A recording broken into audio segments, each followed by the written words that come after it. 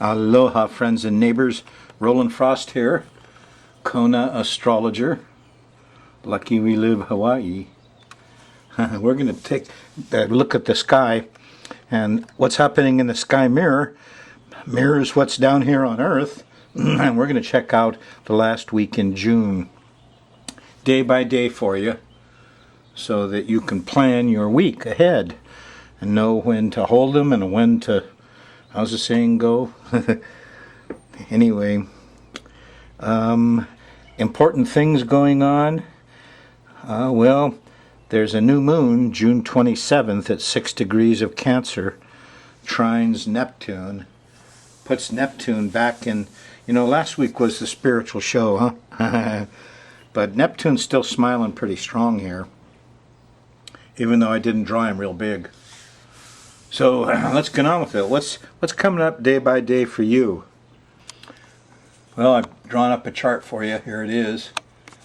Still got what they call the Grand Cross. The sun is moving into Cancer, and by the end of next week it's at 9 degrees.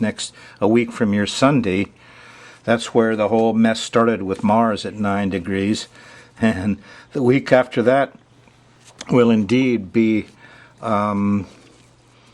full of different obstacles, let's call it. So let's take a look at this day by day. What happens is we're going to run the moon around the edge of this, and as the moon makes angles to the various planets, they're the actors on the stage. It makes squares and trines and sextiles and oppositions. I put the good ones in blue and the energetic tough ones in red. This is a generic chart now. This is the way everybody behaves. If you had 1,000 people out there, and you go watch all 1,000, they'd all behave like this. But it isn't your chart. So if you're watching a Thursday show, the moon's in Aries, and when you get to Friday morning, all of a sudden there's angriness. People are rushing. There's a lack of control. I'm starting to call this road rage. It might be the rage of that young man who couldn't get a girl, but it might be territorial is the way it looks. At any rate, it starts early with the square to Pluto. Territory, power and control issues. Then it goes to the opposition to Mars an hour later, and the fire is lit. The god of war is out. Let's fight. It gets physical, hots and sharps. And finally there's a conjunction to Uranus here. Maybe a little brotherhood comes on. The media might have been the cause of a whole bunch of this stuff. I don't know. But it's an electric, violent experience. And you will see it reviewed on the media, I'm sure. Probably almost real time. So Friday, June 20th. You get out of Friday without feeling all alone or disturbed, let's say. You're one of the very lucky ones, maybe a third of the people. Moon's still in Aries Saturday morning, and here's the South Node, which is, I need help. Happens here at breakfast Saturday. The moon shifts into Taurus, dinner time or so, Saturday the 21st. The vibes all change. Saturday night after dinner, there's a sextile to the sun, and we got a plan here. We can get things done. You can communicate it. There's Mercury too. The moon's still in Taurus on Sunday, and starts with a classic, because here's the sextile to Neptune, and it's on Sunday. It's church day. Its sun is for the Father, huh? You're not supposed to work. Supposed to take a day off and be with Father, the sun in the sky. Monday is Moon's Day. Yeah, attend to moon stuff. But on Sunday, I get up early Sunday, go out and sit on the beach or the rocks, or be with your pets, develop your sensitivity, get some telepathy going, be with nature. It gets some real exploration done. Here's Sunday night. There's a trine to Pluto. Boy, we got into some deep stuff. It doesn't let up much until you get to like 9, 10 o'clock. Then the moon opposes Saturn. Eek! It's cold. We run out of money and time. There's a chilling effect, and it changes. Monday morning's not bad though. The moon's still in Taurus, and you know there's a Jupiter time coming up. It's after the lunchtime hour, between lunch and dinner maybe, and it's a nice sextile. There's laughing and clowning, and truth and wisdom could come out. It's quite a nice day. Real late, there's Venus peeking her head around the corner, and it's a Venus day, huh? So, you know, you'll catch her kind of early in the morning, Tuesday morning, or late Monday night. I mean, it's such a neat day, Monday night, with Jupiter there, and then later on Venus. The sweets are there in the evening. Wow, nice. Could continue through most of Tuesday morning, but now here's that square from Neptune. A lot of the girls could be confused here towards the latter part of next week. Neptune comes in. Whoa, there's confusion, there's delusion. What happened? Somebody got lost.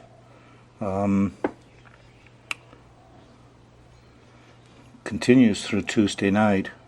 Wednesday morning, the moon, Gemini, the moon goes into Gemini Tuesday morning. You know, so a lot of this lost feeling is communication, transportation stuff. It all clears up, you know, with that nice sextile to Uranus, and the higher mind and rationalism and secularism comes up, and use your mind and common sense. And there's a trine to Mars, so you can get the young people. Why, you know, the young guys in the army and in the jails, they should really be raging environmentalists instead of getting in the way. And here's the time when they'll all figure that out. Wednesday morning, moon in Gemini, sextile Uranus and trine Mars. Together they're a force that can't be defeated. They stopped, you know, all the guys on one battleship stopped the Great War, you know, World War I. And all the great wars have been stopped by 3,000-4,000 soldiers got together and said, stop this, and they had to, including Vietnam with the Hornet. Anyway, enough of that. There's a brotherhood, and you'll feel it Wednesday morning. On Thursday, the moon's still in Gemini till before lunch, and it goes into Cancer. And, you know, you're communicating the beginning of the morning Thursday, but once it goes into Cancer, you're facing the new moon, which happens late Thursday night, really early Friday morning, and there's it's a new moon trine Neptune. It's really in favor of old Neptune. So, you know, the priest, artist, doctor, and all your higher training can be, you know, continued after this new moon for a whole month. You know, go out and listen to, you know, all the Hawaiian birds, the names of the birds are actually the little words that the birds say. They say their own name. So the Evie goes, Evie. It's true. And I think, anyway, there's a lot of magic in the natural kingdom, and telepathy is a key.